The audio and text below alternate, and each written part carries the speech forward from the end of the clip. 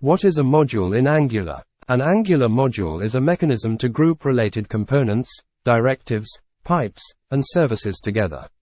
It is a way to organize and compartmentalize different parts of your application. The default module in an Angular project is the app module. This module serves as the root module for the entire application and is responsible for bootstrapping the Angular application. It is conventionally named app module and is defined in the app.module.ts file.